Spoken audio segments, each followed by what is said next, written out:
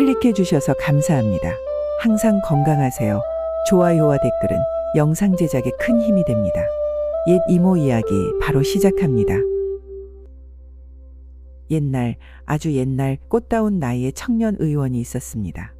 이름하여 윤도길이라 불리던 이 젊은이는 스물도 되기 전에 의술에 뛰어난 재주를 보였으나 그 재능에 교만함이 가득했습니다.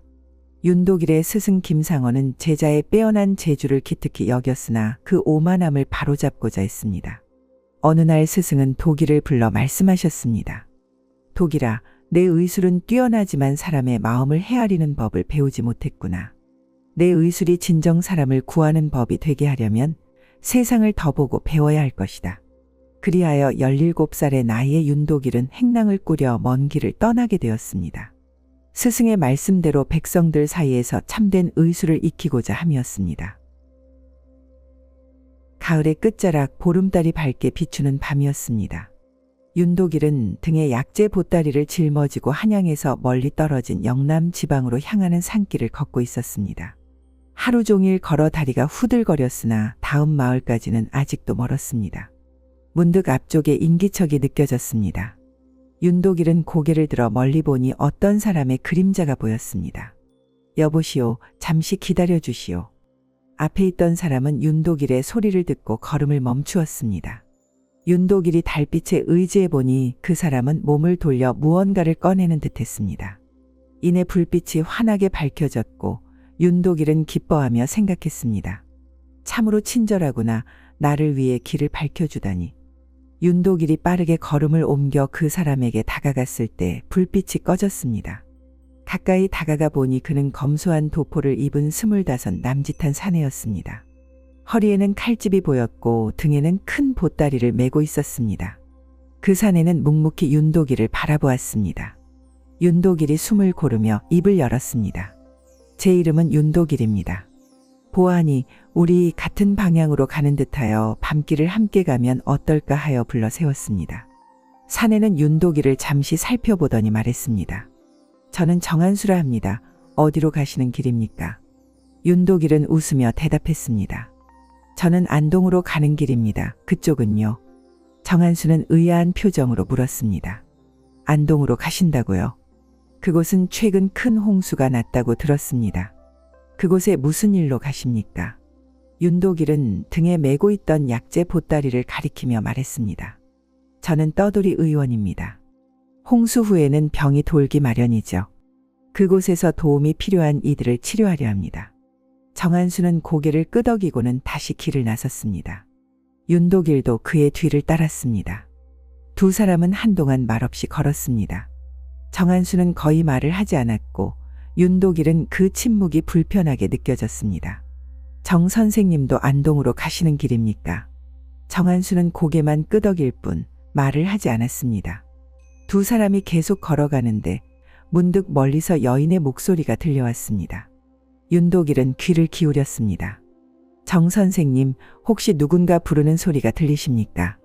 정한수는 또다시 고개만 끄덕일 뿐이었습니다. 윤도길은 소리가 나는 방향을 살펴보니 큰 길에서 벗어난 곳이었습니다. 그는 소리를 따라가기 시작했습니다. 얼마 가지 않아 뒤돌아보니 정한수가 다시 무언가를 불태우고 있었습니다. 그러나 이번에는 정상적인 노란 불빛이 아닌 이상하게 푸른빛을 띤 불이었습니다. 잠시 후 그 불도 꺼졌습니다. 정 선생님, 소리가 저쪽에서 나는 것 같습니다. 누군가 도움을 요청하는 것 같은데요. 윤도길은 정한수가 따라오기를 기다리지 않고 소리가 나는 방향으로 향했습니다. 얼마 지나지 않아 달빛 아래 한 여인이 땅에 앉아 신음하는 모습이 보였습니다. 그 신음소리는 듣는 이의 뼛속까지 파고드는 듯했습니다.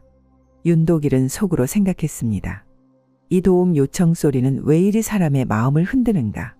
너무 애절하구나. 윤도길은 도움의 손길을 내밀고자 서둘러 여인에게 다가갔습니다. 아가씨, 어찌 되셨습니까? 저는 의원입니다. 어디 다치셨나요? 여인은 천천히 고개를 들어 윤도길을 바라보았습니다. 그녀의 눈은 달빛 아래서도 빛나는 듯했고 그 눈빛에 윤도길은 이상한 전율을 느꼈습니다. 마치 온몸에 벼락이 내리친 듯한 감각이었습니다. 여인은 부드러운 목소리로 말했습니다. 공자님, 제 이름은 홍설입니다. 친정으로 가던 길에 발을 삐끗하여 이렇게 되었습니다. 그래서 도움을 청하고 있었죠. 윤도길은 홍설의 시선에 온몸이 뜨거워지는 느낌이었습니다. 그럼에도 의원으로서의 본분을 잊지 않으려 애썼습니다. 홍설 아가씨, 걱정 마십시오. 제가 상처를 살펴봐도 괜찮겠습니까? 약주를 가지고 있으니 닦아드릴 수 있습니다. 홍설은 이 말을 듣고 살짝 한숨을 내쉬더니 자신의 치마를 살짝 들어 올렸습니다. 윤도길의 눈에 눈부시게 하얀 발목이 드러났습니다. 그는 무릎을 꿇고 홍설의 발을 살펴보았으나 어떤 상처도 보이지 않았습니다. 이때 윤도길은 홍설과 매우 가까워져 있었습니다. 갑자기 홍설은 치마를 더 높이 들어 윤도길의 얼굴을 감쌌습니다. 윤도길은 당황하여 뒤로 물러나려 했지만 그 과정에서 무심코 홍설의 다리에 손이 닿았습니다. 그것은 마치 차가운 옥처럼 매끄럽고 차가웠습니다. 홍설은 윤도길의 당황한 모습을 보고 웃음을 지었습니다. 왜 그리 부끄러워하시나요? 나를 원하지 않으신가요? 윤도길은 말문이 막혀 그 자리에 선 채로 굳어버렸습니다. 그러나 그의 마음속에는 이미 홍설의 행동에 심장이 요동치고 있었습니다. 홍설은 갑자기 땅에서 일어나 윤도길을 향해 다가왔습니다. 윤도길은 차가운 손이 자신의 얼굴을 쓰다듬는 것을 느꼈습니다. 그는 두려움에 눈을 꼭 감았습니다. 홍설은 은밀한 미소를 지으며 고개를 숙여 윤도길의 입술에 다가갔습니다. 그 순간 홍설은 갑자기 고개를 들었고 윤도길은 그의 기운이 빠져나가는 느낌을 받았습니다. 마치 무언가가 그의 생명력을 빨아들이는 것 같았습니다. 윤도길이 놀라 눈을 떴을 때 홍설의 모습은 완전히 변해 있었습니다. 창백한 얼굴에 불꽃 같은 빨간 눈을 가진 괴물이 그를 내려다보고 있었습니다. 그 무시무시한 흡입력은 괴물의 입에서 나오고 있었습니다. 윤도길은 공포에 질려 소리쳤습니다. 갑자기 홍설의 괴물 모습에 놀라 밀치다 강한 충격에 날아갔고 윤도길은 겨우 빠져나올 수 있었습니다. 일어서서 보니 정한수가 손에 칼을 들고 멀지 않은 곳에 서 있었습니다. 윤도길은 정한수를 향해 달려가며 외쳤습니다. 정 선생님, 빨리 도망치세요. 저것은 귀신입니다. 윤도길은 정한수를 지나쳐 달렸지만 정한수는 움직이지 않았습니다. 윤도길은 황급히 돌아와 정한수의 팔을 잡았습니다. 정 선생님, 왜 가만히 계십니까? 도망치세요. 방금 강한 충격으로 날아간 홍설은 다시 원래의 모습으로 돌아와 정한수 앞에 섰습니다. 그녀는 애처롭게 말했습니다. 공자님, 어찌 이리 거칠게 저를 대하시나요? 정한수는 갑자기 칼을 뽑아 홍설을 향해 달려들었습니다. 홍설은 정한수가 다가오는 것을 보고도 움직이지 않았습니다. 정한수가 칼을 휘둘렀지만 칼은 홍설의 몸을 그대로 통과해버렸습니다. 홍설은 돌아서서 정한수를 바라보며 웃음 지었습니다. 공자님, 평범한 칼로는 저를 해칠 수 없답니다. 정한수는 냉소를 지으며 품에서 삼각형으로 접힌 노란 부적을 꺼냈습니다. 그는 칼로 자신의 손바닥을 베어 피를 내고 그 피를 부적에 묻혔습니다. 순간 강렬한 붉은 불꽃이 치솟았습니다. 정한수는 그 붉은 불꽃으로 칼을 달구고는 말없이 홍설을 향해 달려들었습니다. 홍설은 정한수의 행동을 보고 비명을 질렀습니다. 저주받을 도사놈. 홍설은 순식간에 푸른 연기로 변해 도망치려 했습니다. 그러나 정한수는 재빨리 불타는 칼을 연기 속으로 던졌습니다. 고통스러운 비명소리와 함께 푸른 연기가 있던 자리에 불이 타올랐습니다. 한참이 지난 후 윤도길은 정한수를 따라 불이 타던 자리로 갔습니다.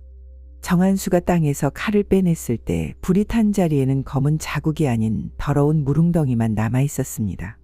정 선생님, 대단하십니다. 그것은 도대체 무엇이었습니까? 정한수는 말했습니다. 빨리 가야 합니다. 안동에 도착한 후에 이야기하겠습니다. 두 사람은 말없이 길을 재촉했습니다. 밤새 걸어 다음날 아침 두 사람은 안동에 도착했습니다. 안동은 정말로 홍수의 흔적이 역력했고 살아남은 사람들은 모두 높은 곳으로 피신해 있었습니다. 윤도길과 정한수는 우선 쉴 곳을 찾아 휴식을 취했습니다. 그제서야 정한수는 지난밤의 사건에 대해 이야기하기 시작했습니다. 사실 정한수는 과묵한 성격이 아니었습니다.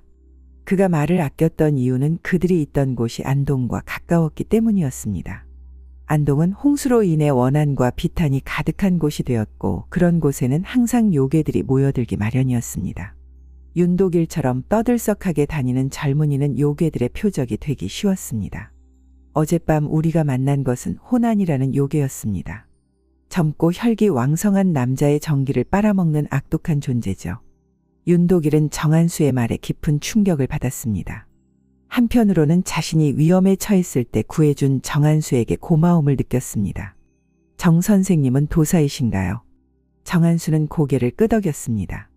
나는 천하를 떠돌며 요괴를 퇴치하는 일을 하고 있습니다. 이번에는 안동의 홍수 이후 모여든 요괴들을 없애기 위해 왔죠. 윤도길은 놀라움을 금치 못했습니다. 그러면서 문득 궁금증이 생겼습니다. 정 선생님, 혹시 어젯밤에 불을 피웠던 이유가 무엇인가요? 제가 처음 봤을 때와 나중에 봤을 때 모두 다른 색의 불이었습니다. 정한수는 미소를 지었습니다. 첫 번째 불은 주변에 사람이 있는지 확인하는 것이었고 두 번째 불은 요괴가 있는지 확인하는 것이었습니다. 당신이 소리를 따라갔을 때 저는 이미 요괴가 있다는 것을 알았죠. 그 후 윤도길과 정한수는 안동에서 병든 사람들을 돌보며 많은 이들을 치료했습니다. 윤도길은 정한수의 의술이 자신보다 훨씬 뛰어나다는 것을 알게 되었습니다. 특히 부적과 주문을 사용한 치료법은 윤도길에게 신비로운 것이었습니다. 윤도길은 정한수에게 자신을 제자로 삼아달라고 부탁했습니다. 정한수는 처음에는 거절했지만 윤도길의 진심 어린 마음에 감동하여 결국 그를 받아들였습니다. 의술만으로는 사람을 완전히 치료할 수 없다는 것을 명심하게 몸과 마음 그리고 영혼까지 치료해야 진정한 치유가 이루어지는 것이네. 이렇게 하여 윤도길은 정한수를 따라 전국을 돌아다니며 병자를 치료하고 요괴를 퇴치하는 일을 배우게 되었습니다. 10여 년 동안 두 사람은 조선 팔도를 누비며 수많은 사람들을 구했고 많은 요괴들을 물리쳤습니다. 여정 중 윤도길은 강원도 어느 마을에서 한 여인을 만났습니다. 이름은 이설안이었는데 그녀는 마을의 의녀로 일하고 있었습니다. 윤도길은 그녀의 따뜻한 마음과 뛰어난 의술에 반해 마음을 주게 되었습니다. 정한수는 윤도길의 마음을 알아차리고 말했습니다. 이제 내가 독립할 때가 된 것 같구나. 내 마음이 이곳에 머물고 싶어 하는 것을 느낄 수 있다. 윤도길은 고개를 숙이며 말했습니다. 스승님, 저는 아직 배울 것이 많습니다. 그리고 스승님과 함께하는 여정이 즐겁습니다. 정한수는 미소를 지으며 대답했습니다. 인생에는 때가 있는 법이다. 내가 이제 한 곳에 머물며 의술을 베풀 때가 왔다. 이설한 아가씨는 좋은 배필이 될 것이다. 윤도길은 스승의 말씀에 깊이 감사했습니다. 그는 이설안에게 청혼하였고 두 사람은 부부의 연을 맺게 되었습니다. 윤도길은 이설안의 고향에 정착하여 의원을 차렸습니다. 결혼식 날 정한수는 윤도길에게 마지막 선물을 주었습니다. 그것은 오래된 비단 주머니였는데 그 안에는 특별한 부적과 비방이 들어 있었습니다. 이것은 내가 평생 모은 비법이다. 내가 앞으로 의술을 베푸는 데 도움이 될 것이다. 하지만 명심하거라. 이 비법은 오직 사람을 구하는 데만 사용해야 한다. 윤도길은 눈물을 흘리며 스승에게 깊이 감사했습니다. 정한수는 결혼식 후 홀연히 사라졌고 윤도길은 다시는 그를 만나지 못했습니다. 세월이 흘러 윤도길은 마을에서 존경받는 명의가 되었습니다. 그와 이설아는 행복한 가정을 이루었고 두 아들과 한 딸을 두게 되었습니다. 어느 봄날 윤도길이 의원에서 환자를 보고 있을 때 낯선 노인이 찾아왔습니다. 그 노인은 흰 수염을 길게 기르고 있었고 눈빛은 여전히 날카로웠습니다. 오랜만이구나, 도길아. 윤도길은 그 목소리를 듣자마자 알아챘습니다. 그는 놀라 자리에서 일어났습니다. 스승님, 정한수 스승님. 정한수는 미소를 지으며 고개를 끄덕였습니다. 윤도길은 스승을 안내하여 자신의 집으로 모셨습니다. 이설안과 아이들도 정한수를 반갑게 맞이했습니다. 저녁 식사 후 윤도길과 정한수는 마당에 앉아 이야기를 나누었습니다. 정한수는 지난 세월 동안 어떻게 지냈는지 이야기해 주었습니다. 나는 계속해서 요괴를 퇴치하며 전국을 돌아다녔다. 하지만 이제 나이가 들어 은퇴할 때가 되었다고 생각했지. 윤도길은 스승의 말씀에 고개를 끄덕였습니다. 그러나 무언가 이상한 점을 느꼈습니다. 정한수의 모습은 분명 나이 들어 보였지만 그 기운은 여전히 강했습니다. 스승님, 무슨 일로 저를 찾아오셨습니까? 정한수는 잠시 침묵했다가 말했습니다. 사실 나는 너에게 마지막 진실을 알려주기 위해 왔다. 정한수는 주변을 살피더니 손을 들어 공중에 무언가를 그렸습니다. 순간 주변의 공기가 멈춘 듯했고 윤도길은 이상한 기운을 느꼈습니다. 우리가 처음 만났던 그날 밤을 기억하느냐? 윤도길은 고개를 끄덕이며 이렇게 말했습니다. 그날 밤의 기억은 평생 잊을 수 없을 것입니다. 사실 그날 밤 너를 노렸던 것은 호난이 아니었다. 윤도길은 의아한 표정을 지었습니다. 그럼 무엇이었습니까? 정한수는 깊은 한숨을 내쉬었습니다. 그것은 귀녀였다. 호난보다 더 강력하고 위험한 존재, 바로 귀신 여자이지. 그리고 정한수는 잠시 말을 멈추었다가 계속했습니다. 그리고 그 귀녀는 죽지 않았다. 윤도길은 놀라 말을 잇지 못했습니다. 정한수는 계속해서 말했습니다. 나는 당시 그 귀녀를 완전히 물리칠 수 없었다. 단지 일시적으로 약화시켰을 뿐이었지. 그리고 그 귀녀는 지난 세월 동안 힘을 회복하고 있었다. 그렇다면 그 귀녀가 다시 나타날 수 있다는 말씀이십니까? 정한수는 고개를 끄덕였습니다. 그렇다. 그리고 그 귀녀는 복수를 위해 너를 찾고 있을 것이다. 윤도길은 가족을 걱정하며 불안한 표정을 지었습니다. 그럼 어떻게 해야 합니까? 정한수는 품에서 작은 상자를 꺼냈습니다. 이 상자 안에는 귀녀를 완전히 물리칠 수 있는 비법이 있다. 하지만 이 비법을 사용하기 위해서는 대가가 필요하다. 어떤 대가입니까? 정한수는 슬픈 눈빛으로 윤도길을 바라보았습니다. 너의 모든 기억을 잃게 될 것이다. 나와 함께했던 여정, 이설한과의 만남, 그리고 가족과의 시간까지. 윤도길은 말문이 막혔습니다. 그의 모든 소중한 기억을 잃는다는 것은 너무나 큰 대가였습니다. 다른 방법은 없습니까? 정한수는 고개를 저었습니다. 그것이 유일한 방법이다. 귀녀는 너의 기운과 연결되어 있어. 그 연결을 끊기 위해서는 너의 과거 기억을 모두 잃어야 한다. 윤도길은 깊은 고민에 빠졌습니다. 자신의 기억을 모두 잃는다는 것은 자신의 정체성을 잃는 것과 다름없었습니다. 그러나 가족의 안전을 위협하는 귀녀를 물리칠 수 있다면 시간이 얼마나 남았습니까? 다음 보름까지. 그때 귀녀가 완전한 힘을 되찾고 나타날 것이다. 윤도길은 고개를 숙였습니다.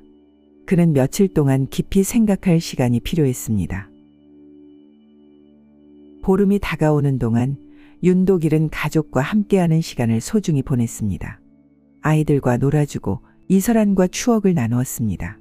그러나 그의 마음은 무거웠습니다. 보름 전날 밤 윤도길은 결정을 내렸습니다. 그는 정한수를 찾아가 말했습니다. 스승님, 저는 비법을 사용하기로 했습니다. 제 가족의 안전을 위해서라면 기억을 잃는 것도 감수하겠습니다. 정한수는 무거운 표정으로 고개를 끄덕였습니다. 현명한 선택이다. 하지만 내가 알아야 할 것이 하나 더 있다. 무엇입니까? 정한수는 깊은 숨을 들이쉬었습니다. 그리고 그의 모습이 변하기 시작했습니다. 그의 피부는 점점 창백해지고 눈은 깊고 날카로워졌습니다. 윤도길은 놀라움을 금치 못했습니다. 스승님, 나는 정한수가 아니다. 내 진짜 이름은 천년도사라고 불리운다. 나는 수백 년 동안 이 세상을 떠돌며 요괴를 퇴치해왔지. 윤도길은 충격을 받았지만 곧 마음을 진정시켰습니다. 그는 스승이 자신을 해치려는 것이 아님을 알았습니다. 그렇다면 왜 저에게 이제야 말씀하시는 겁니까? 천년도사는 슬픈 미소를 지었습니다. 나도 한때는 너처럼 평범한 의원이었다. 그러나 어느 날 귀녀에게 쏘가 모든 것을 잃었지. 그 후로 나는 요괴를 퇴치하는 도사가 되었다. 그리고 너를 만났을 때 너의 순수한 마음에 이끌려 제자로 삼았다. 내가 요괴를 물리칠 수 있는 힘은 내 생명력에서 나온다. 그리고 이제 내 생명이 다해가고 있어. 나는 마지막 남은 힘으로 귀녀를 완전히 물리치고 싶었다. 하지만 그러기 위해서는 내 도움이 필요하다. 윤도길은 이제 모든 것을 이해했습니다. 그의 스승은 자신의 생명을 바쳐 귀녀를 물리치려 했던 것입니다. 제가 무엇을 도와드려야 합니까? 보름날 밤 윤독일과 천년도사는 그들이 처음 만났던 산길로 향했습니다. 밝은 달빛 아래 두 사람은 귀녀를 기다렸습니다. 그녀는 너의 기운을 찾아서 반드시 올 것이다. 천년도사가 말한 대로 곧 안개 속에서 아름다운 여인이 나타났습니다. 그것은 홍설의 모습이었지만 그녀의 눈은 이전보다 더 차갑고 날카로웠습니다. 오랜만이구나, 도사야. 그리고 윤독일, 내가 그리웠다. 홍설의 목소리는 달콤했지만 그 안에는 독이 숨겨져 있었습니다. 윤독일은 그녀를 똑바로 바라보았습니다. 당신이 귀녀군요. 더 이상 사람들을 해치지 못하게 하겠습니다. 홍설은 웃음을 터뜨렸습니다. 내가 어떻게? 너는 그저 약한 인간일 뿐이야. 천년도사가 앞으로 나섰습니다. 그는 혼자가 아니다. 천년도사는 품에서 붉은 부적을 꺼냈습니다. 그는 부적에 자신의 피를 묻히고 공중에 던졌습니다. 부적은 불꽃으로 변해 홍설을 향해 날아갔습니다. 홍설은 비명을 지르며 연기로 변해 피했습니다. 천년도사는 윤독일에게 속삭였습니다. 지금이다. 내가 준 상자를 열어라. 윤독일은 품에 간직했던 작은 상자를 열었습니다. 상자 안에는 푸른 빛을 내는 구슬이 있었습니다. 그 구슬을 손에 쥐고 귀녀가 가까이 오면 그녀의 가슴에 밀어 넣어라. 윤독일은 구슬을 꺼내 손에 쥐었습니다.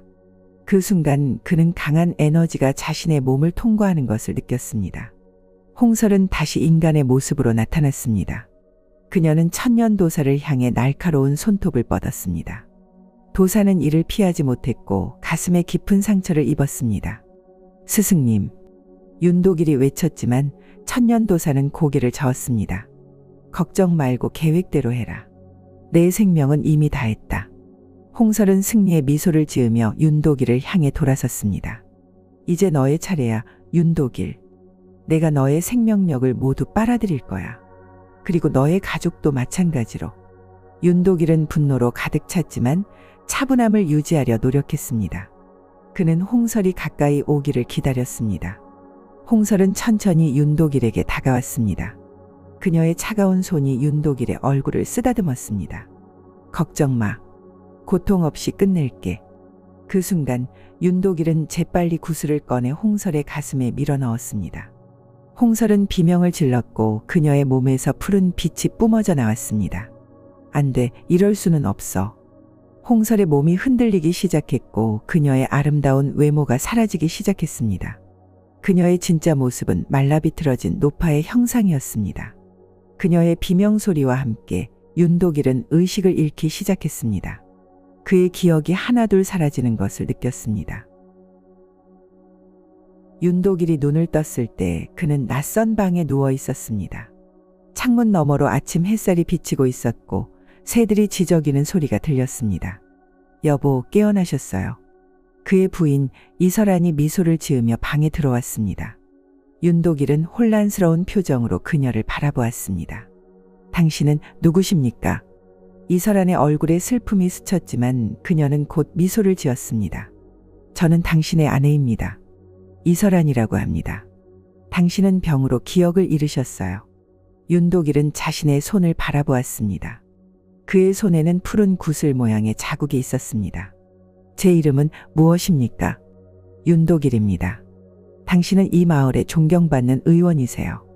윤독일은 혼란스러웠지만 마음 한구석에서 따뜻함을 느꼈습니다.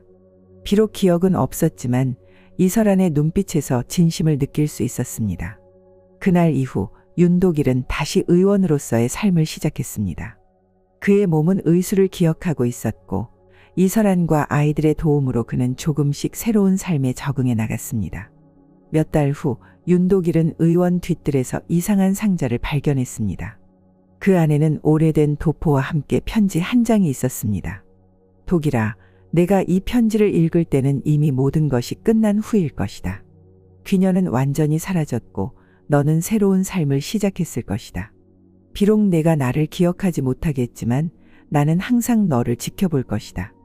내 마음의 선함과 용기는 결코 잊지 않을 것이다. 부디 평안한 삶을 살기 바란다. 정한수. 윤독일은 편지를 읽고 이상한 감정을 느꼈습니다. 그는 정한수라는 이름을 기억하지 못했지만 그 이름의 깊은 존경심을 느꼈습니다. 그 후 윤독일은 가끔 꿈에서 노인의 모습을 보곤 했습니다. 그 노인은 미소를 지으며 그를 바라보았고 윤독일은 그 꿈에서 깊은 평화를 느꼈습니다. 옛 이모 영상을 빠르게 만나보시려면 가운데 동그라미를 클릭하여 구독을 눌러주세요. 새로운 영상이 올라오면 알림이 옵니다. 다음 동영상과 추천 영상도 재미있으니 많은 시청 바랍니다. 감사합니다.